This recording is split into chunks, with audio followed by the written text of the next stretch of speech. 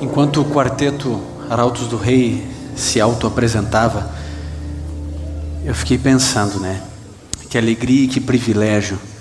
Não são muitas as vezes em que eles podem estar junto com suas esposas ou com sua família em um evento. E eu fico grato a Deus quando isso é possível. Eu quero agradecer ao UNASP e ao Cevisa por nos proporcionar esse momento que é tão importante para todos aqueles que vivem esse ministério. Eu gostaria também de apresentar a maior bênção da minha vida. De todas as bênçãos que Deus tem me dado, e não são poucas, uma é a maior de todas. E ela está aqui, a Luciana, que também já foi. Está lá em pé. Ok. E também minhas outras duas pequenas bênçãos, o Gabriel e a Sofia.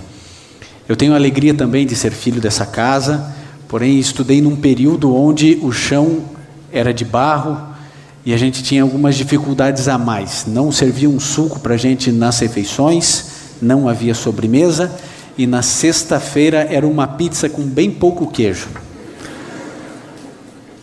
Mas sabem algumas coisas interessantes, Eu estou vivendo meus primeiros dias nessa nova função, que é acompanhar o quarteto Arautos do Rei e também cuidar do Está Escrito. E é um detalhe interessante, Vocês sabem que a primeira vez que eu fui escolhido para ser orador de alguma coisa na minha vida foi agora. Porque no prezinho eu não fui o orador da turma. No 9º ano eu não fui o orador da minha turma. No ensino médio eu também não fui. No teológico o orador foi o pastor Odailson, que está aqui, o diretor da TV. Eu fui o juramentista. Depois fiz pedagogia e também não me escolheram como orador. Eu pensei, então essa carreira está falida. Então foi uma surpresa quando me escolheram para estar nessa situação. Estou feliz por poder voltar aqui ao UNASP, o nosso querido IAECT, de 95 até 98, onde nós vivemos bons momentos aqui. Parte da minha conversão se deu dentro dessa escola. Eu agradeço muito a Deus também, como os demais que aqui mencionaram, a oportunidade de estudar nessa casa de ensino. Nós vamos fechar agora os nossos olhos, curvar a nossa fronte e vamos juntos orar. Querido Pai, nós estamos felizes por estarmos na Tua casa de oração. Nós pedimos que o Teu Santo Espírito nos conduza agora à reflexão da mensagem bíblica. Que mais uma vez, Senhor, ela penetre o nosso coração, que as nossas percepções mentais estejam abertas nesse momento. Queremos ter a certeza, não apenas da Tua companhia, mas a convicção da Tua mensagem, do Teu recado para cada um de nós. Esteja, Senhor, ao nosso lado hoje e sempre. É o que pedimos em nome de Jesus. Amém. Abra sua Bíblia no livro de 2 Pedro, no capítulo 2, a partir do verso 4. Quem estiver controlando os retornos pode zerar os retornos, por favor. 2 Pedro, capítulo 2, a partir do verso 4. O finalzinho da Bíblia. Quem trouxe a sua Bíblia pode abri-la. 2 Pedro, capítulo 2, a partir do verso 4, diz assim: Pois se Deus não poupou os anjos que pecaram, mas havendo-os lançado no inferno, os entregou às cadeias da escuridão, ficando reservados para o juízo. Se não poupou o mundo antigo, embora preservasse a Noé, pregoeiro da justiça, e com mais 7 pessoas, ao trazer o dilúvio sobre o mundo dos ímpios, se condenou à destruição as cidades de Sodoma e Gomorra, reduzindo-as a cinzas e pondo-as para exemplo para que vivessem impiamente, e se livrou ao justo Ló, atribulado pela vida dissoluta daqueles perversos, pois este justo, habitando entre eles, afligia todos os dias a sua alma, justa com as injustiças ou com as injustas obras deles. Eu acho que todos nós estamos estupefatos, preocupados, angustiados, alarmados com os últimos acontecimentos do início desse ano. Mas se você voltar um pouquinho na sua memória, você vai perceber que no início de 2010, todos nós tínhamos esse mesmo sentimento com os terremotos do Haiti e com os terremotos no Chile. Há algum tempo, voltando um pouquinho mais, nós vamos perceber que o Brasil e o mundo viveu a maior crise econômica da história do mundo. A globalização permitiu que o mundo quase se autodestruísse economicamente e até hoje vários desses países não conseguiram se recuperar. E quando nós assistimos pela televisão, lemos pela internet ou por qualquer outro meio de comunicação, todos os desastres acontecendo através de tsunamis e de terremotos, quando nós percebemos um absurdo acontecendo no Egito, na Líbia, e tudo aquilo que para nós era uma cortina muito bem fechada, tão fechada quanto a antiga cortina de ferro, agora nós percebemos mais uma vez os poderes econômicos, sociais, morais e naturais sendo abalados. Mas eu confesso uma coisa a você, todas as vezes que eu ouço falar de um terremoto e a sua magnitude, a destruição, os problemas, as dificuldades que tudo isso acarreta, eu obviamente, como você, me lembro das palavras de Cristo Jesus. Mateus 24, Lucas 21, Marcos 13, todos apontam o sermão profético de Jesus Cristo, apontando uma aplicação primária para Jerusalém no ano 70 e depois para todos nós que viveríamos nos últimos segundos da história desse mundo. Mas eu também preciso lembrar a você que todas as características desses capítulos e de outros momentos que nós encontramos na Bíblia não são únicos, e os textos que nós lemos nos projetam também para Mateus 24, só que agora no verso 38, porque Jesus disse: da mesma forma, do mesmo jeito em que ocorreu nos dias antes de Noé, ocorreria nos nossos dias. É o mesmo jeito, é a mesma forma. Mudou-se o DNA, mudou-se as digitais das pessoas, mas os pecados são os mesmos.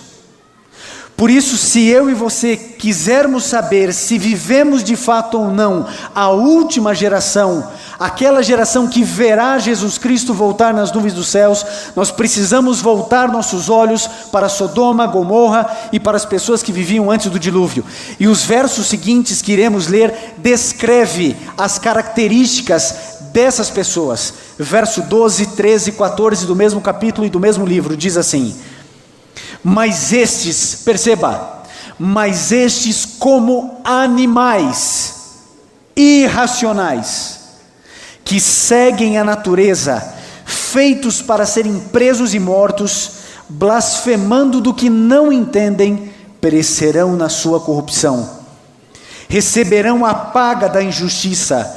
Tais homens têm prazer na luxúria à luz do dia. São nódoas e máculas, deleitando-se em suas mistificações, quando se banqueteiam convosco. Têm os olhos cheios de adultério, e são insaciáveis no pecado. Engodam as almas inconstantes, têm um coração exercitado na ganância, são filhos da maldição. Há 3 aspectos distintos nos textos que lemos. 3 características das pessoas que viviam antes do dilúvio e em Sodoma e Gomorra. As mesmas características: violência, glutonaria e erotização. São os 3 grandes pecados da humanidade dos últimos dias que antevirão a volta de Jesus. Eu gostaria de começar lembrando a vocês um pouquinho da violência. E lembrando vocês também que Deus declarou que a imaginação má do homem não teria fim. Eu não quero aqui ser sensacionalista, eu não quero chocar a ninguém com o que eu vou dizer, até porque todos nós já ouvimos o que eu vou dizer aqui para vocês. Mas saiu agora, semana passada, o caso dos garotos, dos meninos estupradores. julgados e condenados, meninos de 10 anos, 10, 11 anos, que se juntam para violentar meninas. Está lá, é só acessar a internet. Qualquer um desses bons sites vai relatar isso para você. O que acontece no mundo. Eu vi, ninguém me contou, um vídeo onde um traficante havia sequestrado a filha do outro traficante, de 2 anos, e torturava a menina, fazendo com que ela comesse as próprias fezes. A imaginação má do homem não tem fim. Parece que estamos nos acostumando a ver pais assassinando filhos, filhos assassinando pais, crianças sendo jogadas do alto do prédio ou sendo arrastadas, presas a um cinto de segurança na rua de um grande centro. A imaginação má do homem não tem fim. O mundo promove violência constantemente. Você quer saber? Todos nós aqui, de alguma maneira, somos consumidores da violência. Talvez você não tenha violentado ninguém, matado ninguém, mas todas as vezes que eu e você nos dirigimos a uma locadora, todas as vezes que nós assistimos essas coisas, nós estamos de alguma forma conduzindo ou consumindo a violência. Você já reparou que quando existe um acidente na estrada, você fica chateado, você ainda não sabe que é um acidente, você fica preocupado porque você tem horário, você está cansado, você está no meio da estrada, no meio da viagem, o filho chorando, e de repente quando chega a sua vez de passar pelo acidente, você diminui ainda mais a velocidade para poder ver. O engraçado é que o salmista diz: não porei coisa má diante dos meus olhos. De alguma maneira, a nossa geração, cada vez com uma voracidade maior, como o texto bíblico diz, consumimos violência. Somos violentos em nossas palavras, em nossas ações, em nossas reações, no nosso estilo de vida, no esporte que definimos fazer, o quanto peso erguemos dentro de uma academia. Vivemos em um mundo violento de palavras, de emoções, de atos. As guerras acontecem em nome da economia e todos nós sabemos disso. É preciso promover guerra, é preciso promover morte e violência para movimentar a indústria bélica. Todos nós sabemos disso, não é novidade para ninguém. O mundo é um mundo violento e todos nós, de alguma maneira, estamos influenciados por essa loucura gastronômica que existe em nossos dias. Nós não definimos mais o que comemos. Nós nos entregamos a um paladar completamente deturpado, influenciado pelo pecado, num processo de tristeza moral, e todos nós aqui sabemos que somos um ser único e integral. Tudo aquilo que nós comemos influenciará de alguma maneira a nossa decisão. Tudo aquilo que nós deixarmos de nos alimentar de alguma maneira irá influenciar a nossa vida. A minha vida espiritual influencia a minha vida física, emocional, e em qualquer ordem que nós queiramos brincar com isso acontece. Esses dias entrei em contato com uma nova culinária, um restaurante, Filmé. Há um restaurante sede em Rondônia e abrindo outro em Berlim. Ele é um restaurante baseado na culinária Wari, que é uma tribo indígena da Amazônia. A história, os historiadores dizem que antes dos brancos chegarem aqui, essa tribo, ela tinha influência e costumes canibais. Elas se alimentavam dos corpos, dos cadáveres dos seus inimigos e também das pessoas da própria tribo que morriam. E agora, anúncios na internet, com vídeo e tudo, procurando voluntários, médicos de mente aberta e doadores, que podem escolher que parte do corpo vão doar, mas não podem determinar o fim da carne que vai doar.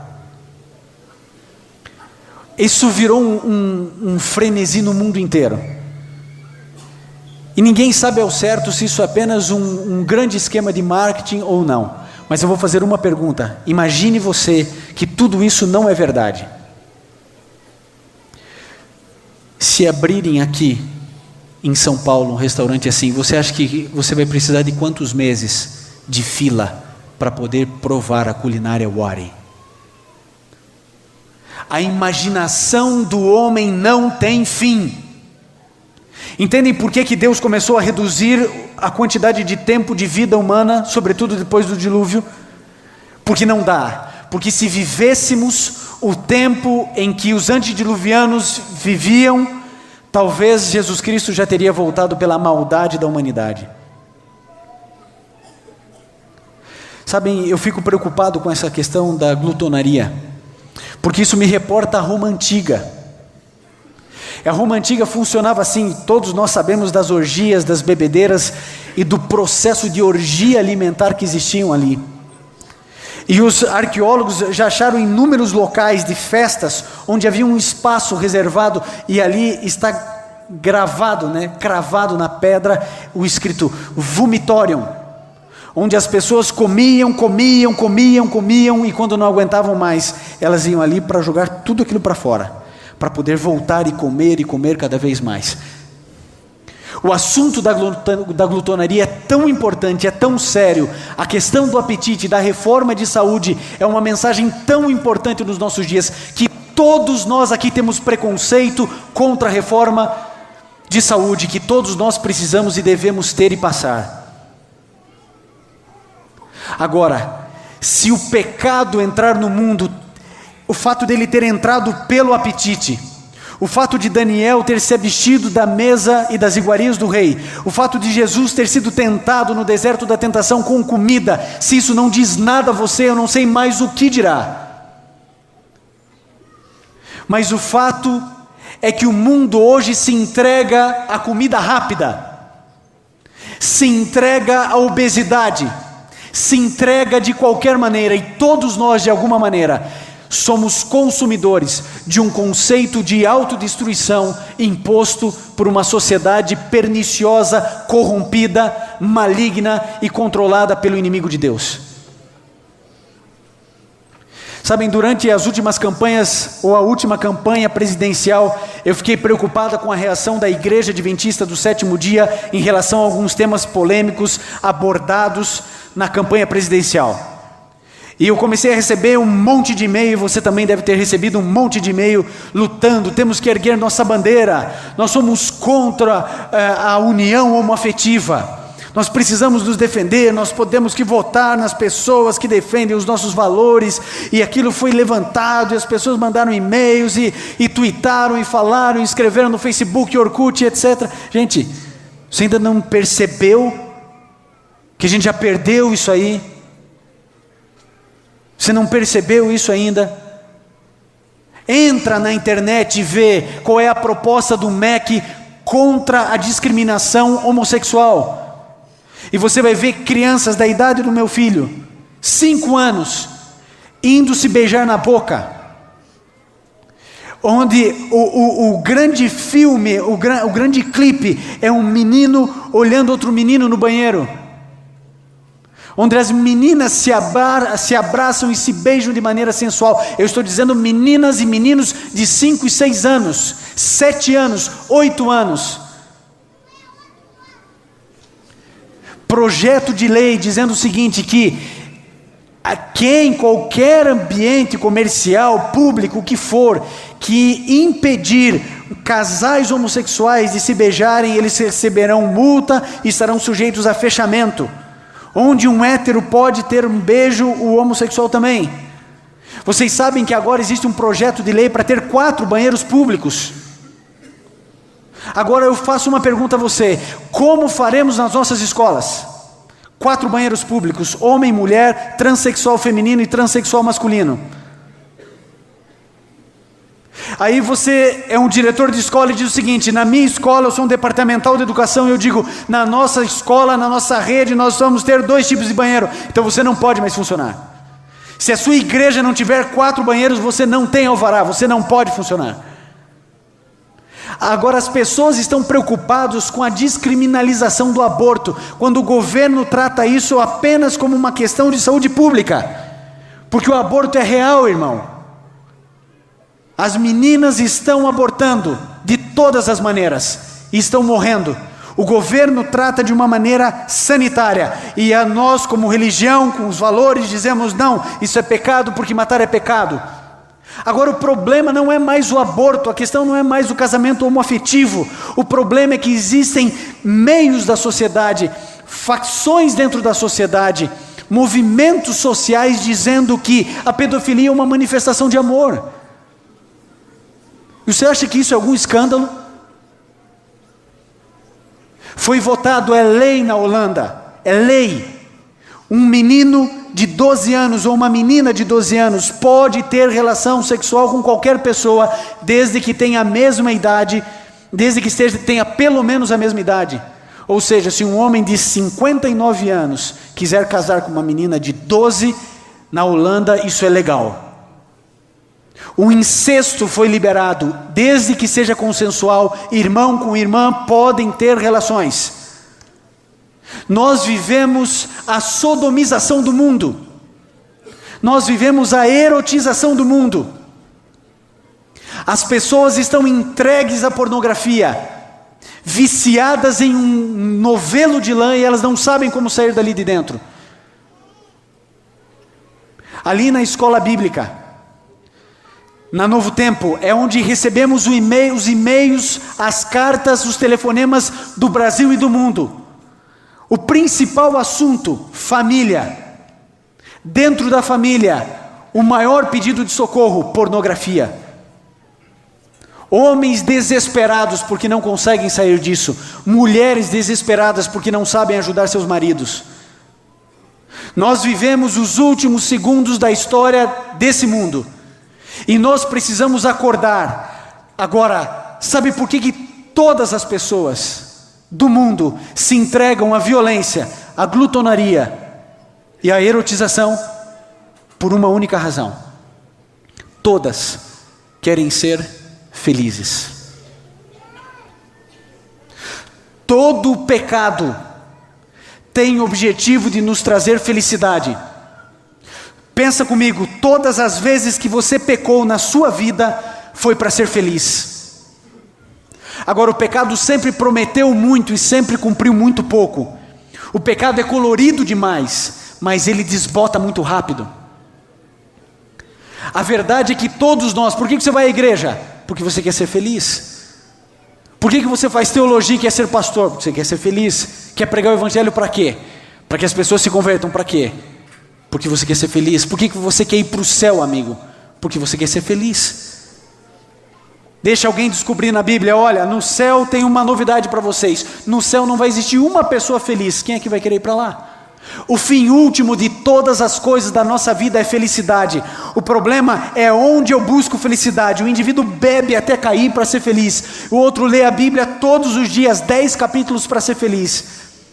A diferença, querido, é que eu e você estamos tentando procurar outra fonte de felicidade. Porque Deus sabe que eu e você precisamos da felicidade tanto quanto precisamos do ar para viver. Ele sabe que todos os erros e todos os acertos da nossa vida foi com o objetivo de encontrar felicidade. Agora, eu preciso dizer uma coisa a você. Se você está com a sua Bíblia aberta ainda, leia em 2 Pedro 3, no capítulo 1. E diz assim: amados, esta é a segunda carta que vos escrevo. Nas duas cartas, procuro despertar pensamentos puros em vossa mente. Vocês entendem? Todos nós, conceitualmente aqui, todos nós odiamos a violência. Todos nós desprezamos e colocamos à parte a glutonaria.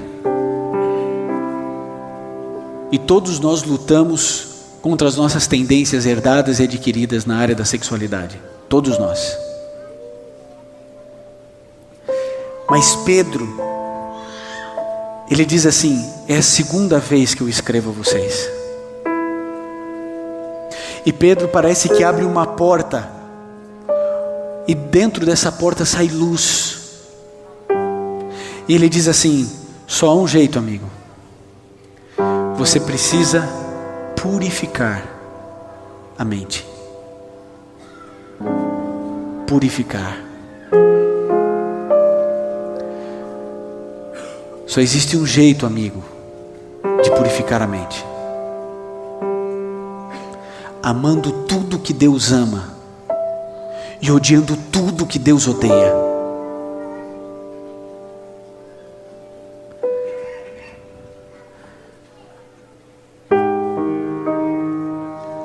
Assim, parece que a gente não quer entender, né? Você não percebeu ainda que cristianismo não é o que a gente vive? Que a gente diz que é cristão, mas nunca foi? Que isso é uma mentira? Porque ser cristão não é melhorar a velha vida. Ser cristão é nascer de novo. E a gente não quer nascer de novo. Porque o dia em que a gente nascer de novo, quem vai determinar o meu cardápio será Deus e não eu. E eu não quero isso. O dia em que Cristo viver em nós, o nosso dinheiro não será nosso. E a gente não quer isso. A gente está preocupado com o nosso carro, a gente está preocupado com o nosso futuro, a gente está preocupado com o casamento, a gente está preocupado com viagem, a gente está preocupado com casa e com apartamento. Entendem? Casavam-se, davam-se em casamento, viviam a vida de maneira dissoluta, entregues às paixões.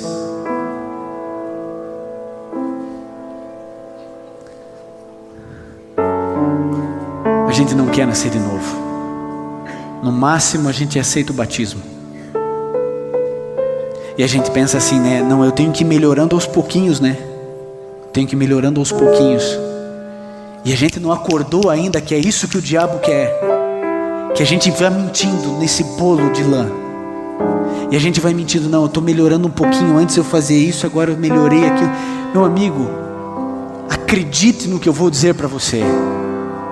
Para Satanás pouco importa se você vai cair num buraco ou se você vai devagarinho na ladeira do inferno. Para ele pouco importa se o que vai te levar para o inferno vai ser um monte de pequeninos pecadinhos que você deixou passar, ou se vai ser um grande pecado que você cometeu na tua vida. Para ele pouco importa, desde que você vá para onde ele vai.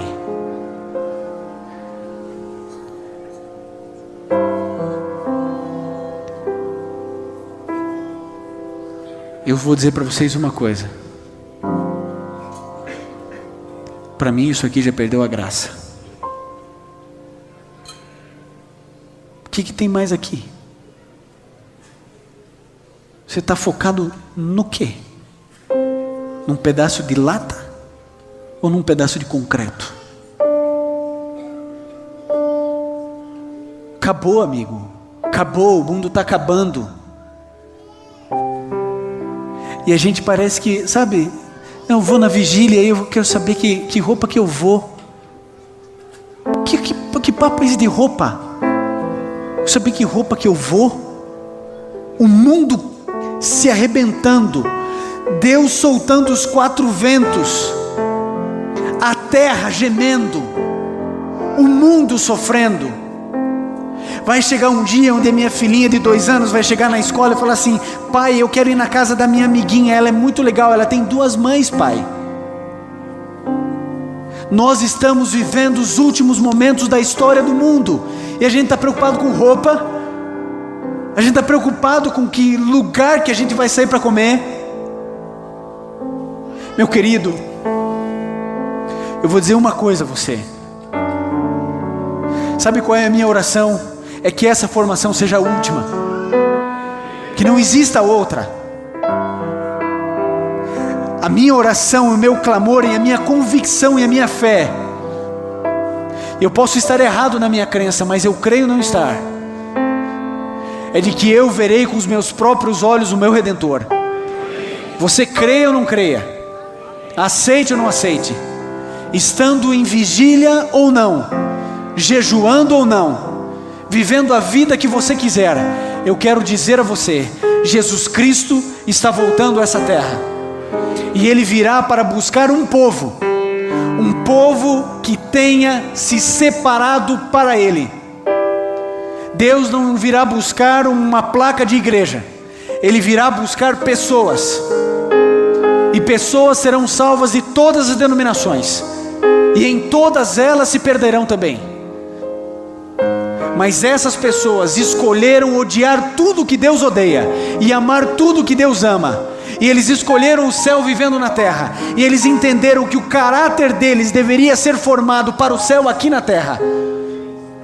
E eles começaram a morrer e a sufocar o eu. É como se um peso gigante de toneladas subisse sobre você e falasse: morre agora, morre, morre. É o que Cristo Jesus disse: pegue a sua cruz, negue-se a si mesmo, e aí você vem. Não adianta só guardar os mandamentos, porque os mandamentos o jovem rico guardava.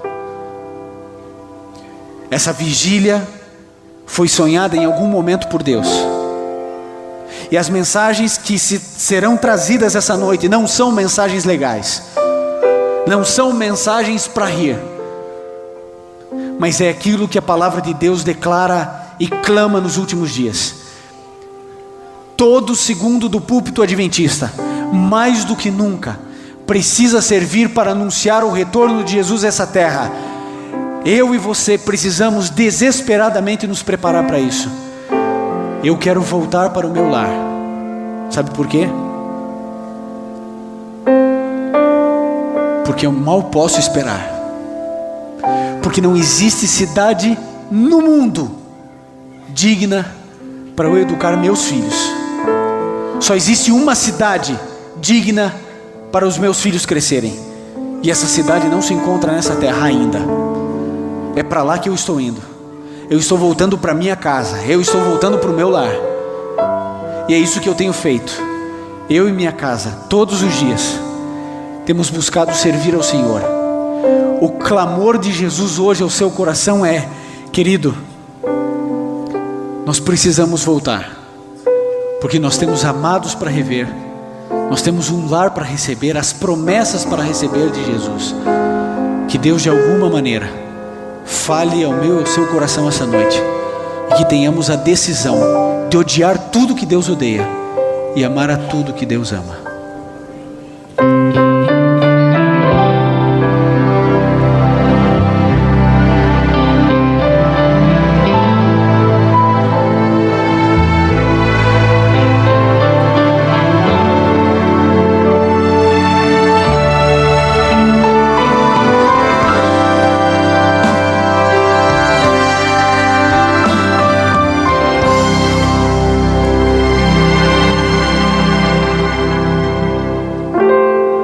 Depois de tanto esperar, escutei uma voz do céu,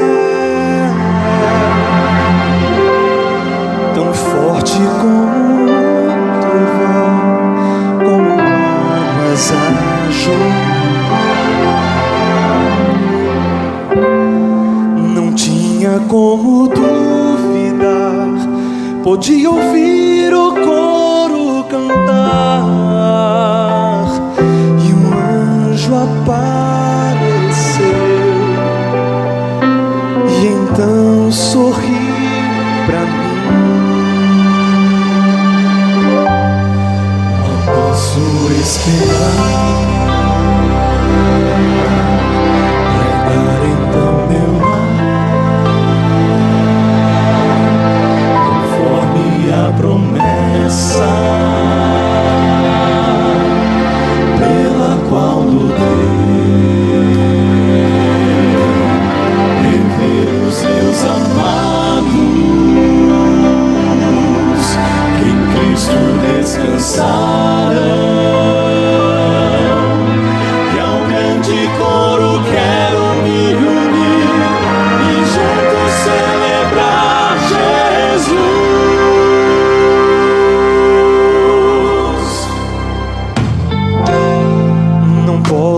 nem acreditar que meus olhos podem ver a glória do Senhor Jesus, a estrela da manhã.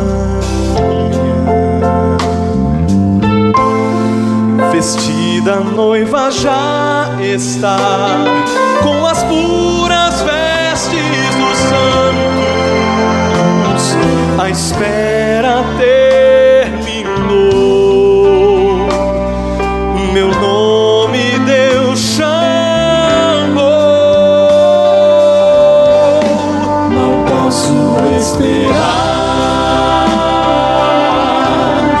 vai dar então meu lar, conforme a promessa pela qual lutei, em ver os seus amados em Cristo descansarão. E ao grande coro quero me unir e juntos celebrar Jesus.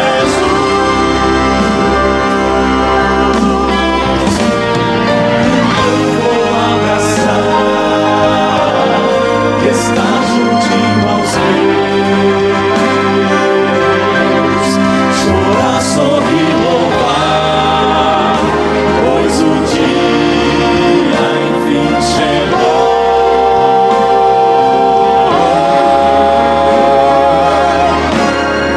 Não posso esperar,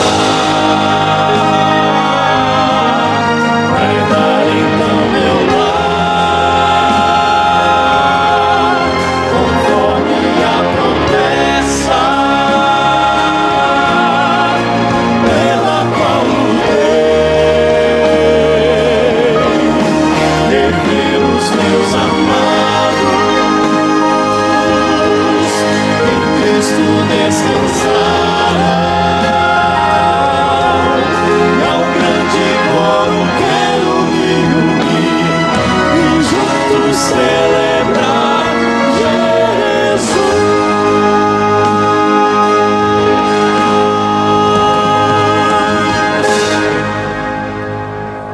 Feche seus olhos, curve sua fronte e vamos juntos orar. Bom Pai, por alguma razão,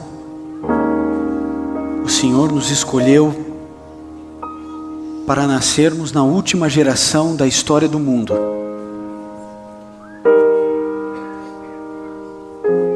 Nós já conseguimos também ouvir os passos de um Deus que se aproxima.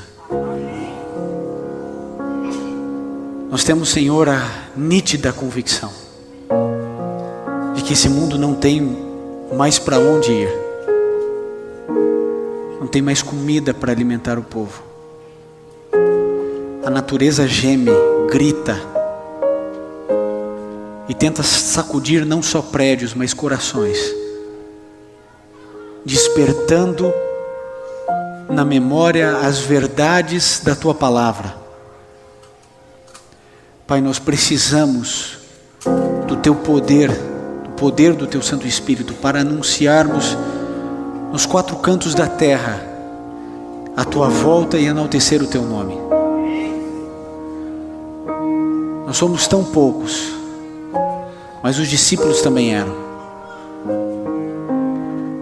12 pessoas verdadeiramente convertidas nas Tuas mãos é mais do que o suficiente para estremecer o mundo.